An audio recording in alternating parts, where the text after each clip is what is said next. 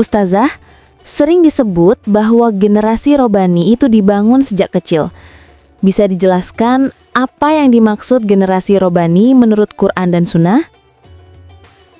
Bapak Ibu yang dirahmati oleh Allah Subhanahu wa Ta'ala, tema kita hari ini adalah bagaimana kita mencetak generasi robani, menumbuhkan fitrah iman anak sejak usia dini. Ya, begitu ya, ini yang kami terima dari panitia. Ya. Baik, langsung saja kita akan bahas untuk poin pertama atau pertanyaan pertama. Ya. Apa yang dimaksud generasi robbani menurut Al-Quran dan As-Sunnah? Bapak Ibu yang dimuliakan oleh Allah Subhanahu wa Ta'ala, berbicara tentang generasi robbani, ini sebuah istilah yang sangat luar biasa, sangat dahsyat, ya, sangat penting, sangat berarti, bukan hanya untuk diri kita, bukan hanya untuk anak kita, tapi lebih dari itu adalah penting untuk masyarakat kita, untuk umat dan untuk bangsa. Baik, mari kita telisik ya, bagaimana ulama menjelaskan tentang kata robbani ini. Sebagaimana yang sudah saya tulis ya di PowerPoint ya Mbak Ibu, semoga bisa menyimaknya. Ya.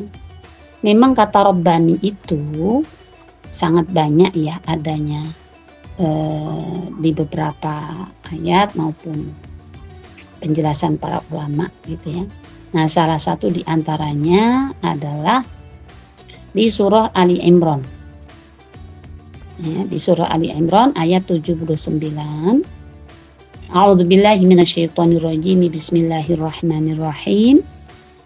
Ma kana li basyarin ay yu'tiyahullahul kitaba wal hukma wan nubuwwata tsumma yaqula lin-nasi kunu ibadan li min dunillah walakin kunu rabbaniyina bima kuntum tu'allimunal kitaba wa bima kuntum tadrusun. Itu bunyi ayatnya. Kalau diterjemahkan ya, tidak wajar bagi seorang manusia yang Allah berikan kepadanya Alkitab, Allah berikan kepadanya hikmah dan kenabian, lalu dia berkata kepada manusia, hendaklah kamu menjadi penyembah-penyembahku, bukan penyembah Allah. Akan tetapi dia berkata, ya, hendaknya dia berkata gitu ya, maksudnya hendaklah kamu menjadi orang-orang robbani karena kamu selalu mengajarkan Alkitab dan disebabkan kamu tetap mempelajarinya. Nah, kita akan fokus di kata robbani ya. Namun sedikit nih kalau kita kaitkan dengan awal ayatnya, ayat ini adalah sanggahan dari Allah Subhanahu wa Ta'ala kepada para pendeta ya, saat ya, pendeta Yahudi dan Nasrani ya Bapak Ibu, saat didakwai oleh Rasulullah Sallallahu Alaihi Wasallam, mereka mengatakan ya, kurang lebih kalau bahasa kita ya, memang kami suruh menyembah kamu wahai Muhammad. Nah, begitu kata mereka, maka disanggah oleh Allah Subhanahu wa Ta'ala. Ya, jawaban para pendeta itu disanggah oleh Allah Subhanahu wa Ta'ala. Nah, yang diantaranya adalah ya, enggak begitu ya.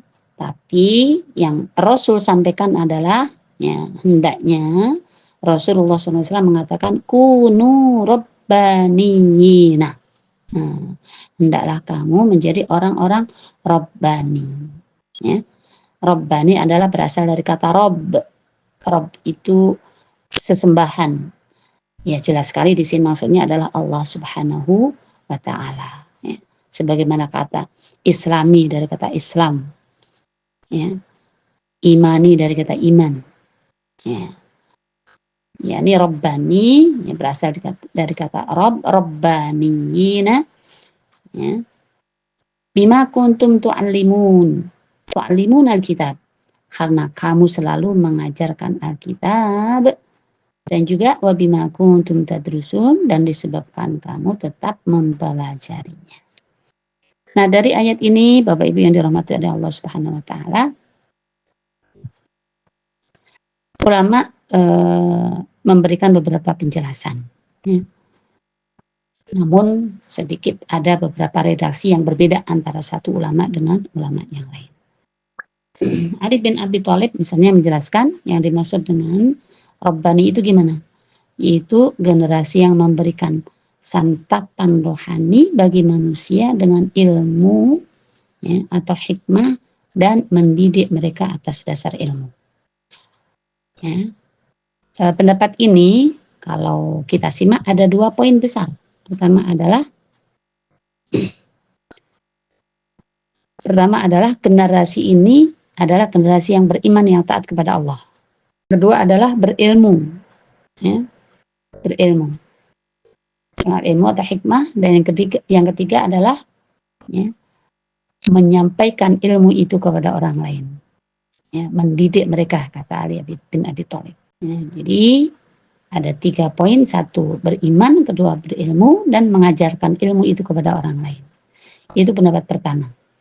Pendapat kedua, menurut Ibnu Abbas dari Ibnu Zubair, yang dimaksud dengan Rabbaniyun adalah orang-orang yang berilmu dan mengajarkan ilmunya. Tidak jauh berbeda dengan pendapat pertama. Nah, kita simak pendapat ketiga, ya. Menurut Dr. Yusuf Qardawi, Rabbaniyun adalah kalimat yang dinisbatkan kepada Rabb. Insan Rabbani ialah seseorang yang mempunyai hubungan erat dengan Allah, berarti taat kepada Allah. Alim tentang agamanya, ya, paham tentang agamanya, punya ilmu, serta mengajarkannya. Ya, jadi kurang lebih sama ya, Bapak Ibu. Redaksinya beda. Satu, orang yang taat kepada Allah, beriman kepada Allah. Dua, berilmu. Dan ketiga adalah mengajarkan ilmu itu kepada orang lain.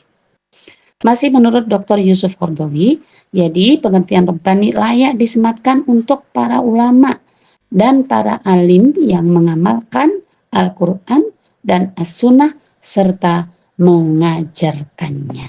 Baik, ini saya nukilkan 3 pendapat. Dari pendapat tersebut, ya, maka beberapa ulama berikutnya mencoba untuk meneliti kembali poin-poin penting dalam pendapat tersebut, ya, dalam tafsiran tersebut. Nah, diantaranya adalah pendapat Imam Ibnu Jarir At-Tabari dalam kitabnya Jami'ul Bayan fi Ta'wilil Quran. Menurut beliau, ya, ada 5 karakteristik yang harus dimiliki oleh seseorang jika orang tersebut atau anak kita ingin menjadi atau bersifat, ya, anak atau orang atau hamba yang Rabbani di sisi Allah Subhanahu wa ta'ala. Bapak Ibu yang dirahmati oleh Allah Subhanahu wa ta'ala, masih di karakteristik generasi Rabbani, ya. Mari kita lihat pendapat Imam Ibnu Jarir At-Tabari, ya. Menurut beliau ada 5 sifat yang harus atau yang perlu diupayakan oleh seseorang yang ingin tergolong menjadi generasi Rabbani, ya. Tentunya kalau anak kita atau diri kita ingin digolongkan menjadi generasi Rabbani, ya mari berusaha untuk memenuhi 5 ini. Baik, mari kita lihat yang pertama apa? Yang pertama menurut beliau, ya, di antara karakteristiknya adalah alim dan musaqqaf.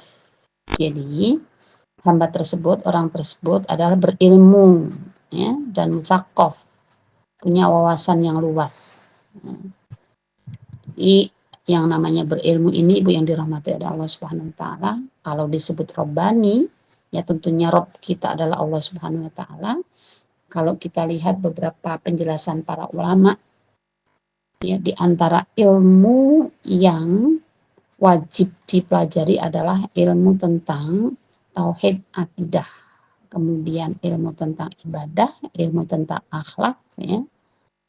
Baru berikutnya ilmu yang terkait dengan tata kehidupan manusia.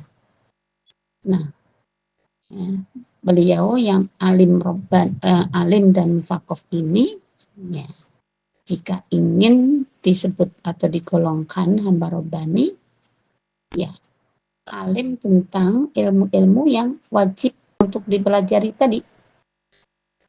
Alim tentang Allah Subhanahu wa Ta'ala, faham tentang ibadah, faham tentang akhlak, ya, dan juga memahami ilmu-ilmu yang terkait dengan kebutuhan manusia sekitarnya. Itu yang pertama. Yang kedua, hamba tersebut cirinya adalah faqih. Ya, apa itu faqih? Ya. Nah, kalau faqih ini ada tambahan. Nah, kalau yang alim tadi dari sisi pengetahuannya, pemahamannya, faqih, ya, seorang yang faqih tidak cukup memahami sebuah konsep ilmu saja, melainkan mampu juga mendiagnosisnya, ya, dalam keadaan atau persoalan yang terkait dengannya. Ya, sehingga dari seorang faqih lahir sebuah fatwa yang tepat akan sebuah masalah. Di seseorang disebut faqih, ya, setelah dia memahaminya, maka, ya, dia bisa istinbat, dia bisa memahami, mengambil hukum, ya, memahami sebuah hukum, dan hukum tersebut bisa atau levelnya, ya, bisa dijadikan fatwa yang tepat untuk beberapa masalah. Ya, itu faqih. Yang ketiga, hamba tersebut memiliki basiroh bisiyasah. Basiroh bisiyasah. Ya. Basiroh itu ya mata hati, ya Mbak Ibu, ya. Siasah itu politik. Artinya dia memiliki pemahaman tentang politik. Nah, ini, ya, Ibu yang dirahmati oleh Allah Subhanahu wa Ta'ala, ternyata menurut beliau, ya, ada terkait dengan bab siasah politik seorang Rabbani itu. Nah, ini terlepas dari pendapat Bapak Ibu terhadap politik, ya, yang jelas, ya, beliau memberikan pendapatnya seperti ini. Nah, sebagaimana kita tahu, ya, betapa ini tentunya yang dimaksud dengan politik adalah politik yang sesuai dengan ajaran Allah Subhanahu wa Ta'ala, bukan politik yang kotor, bukan yang politikin orang lain, tapi politik untuk, ya, untuk keadilan umat, politik untuk, ya, menegakkan hukum-hukum Allah Subhanahu wa Ta'ala. Nah, orang yang Rabbani ini, ya, menurut beliau perlu punya pemahaman tentang perpolitikan. Kenapa demikian? Nah, kalau politik kan terkait dengan, diantaranya terkait dengan kebijakan. Ya, satu kebijakan bisa membuat nyamannya sekian juta orang. Dan sebaliknya, kebijakan yang salah bisa menyengsarakan sekian juta orang. Itu, ya. Itu ciri yang ketiga.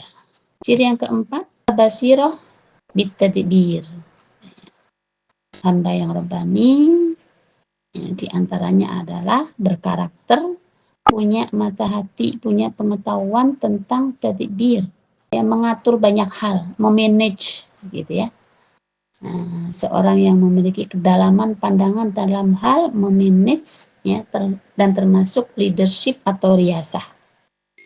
Jadi di samping dia memahami lingkungan, kebutuhan lingkungannya, solusinya seperti apa, nah, dia sendiri juga, ya, punya kemampuan untuk memimpin lingkungannya. Itu yang keempat. Dan yang kelima adalah al-qiyam bisu'un ar-ri'ayah limaslahati dunya waddin. Dia mampu melaksanakan dan juga menjalankan segala urusan. Urusan siapa? Ya, urusan lingkungan sekitar, urusan rakyat, urusan masyarakat, dan segala hal yang membawa kemaslahatan. Kemaslahatan siapa? Kemaslahatan orang banyak. Ya. Nah, baik itu maslahat dunia, baik dalam kehidupan dunia, maupun maslahat din, maupun kehidupan beragama, ya, urusan agama dan urusan-urusan dunia.